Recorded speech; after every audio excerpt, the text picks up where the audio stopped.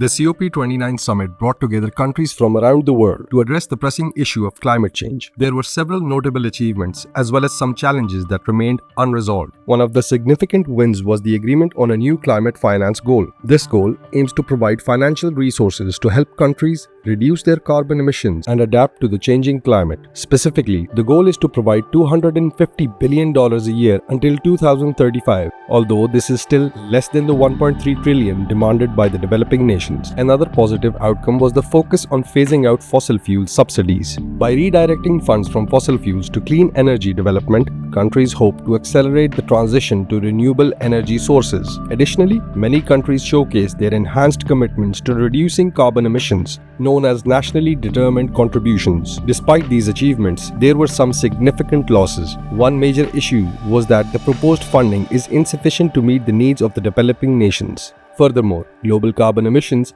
from fossil fuels continue to rise, with coal emissions remaining stagnant and oil and gas emissions increasing. There were also disagreements over how to ensure a fair transition away from fossil fuels, which slowed progress on the Just Transition Work Program. In terms of pledges, developed nations committed to providing $115.9 billion in climate finance for developing countries in 2022, exceeding the annual $100 billion goal for the first time. They also pledged to support renewable energy projects and technologies in developing countries. Additionally, there were promises to help build climate resilience in vulnerable nations through funding for infrastructure improvements and adaptation projects. Overall, while the COP29 made progress, there is still much work to be done to meet the urgent needs of the vulnerable nations and effectively combat climate change.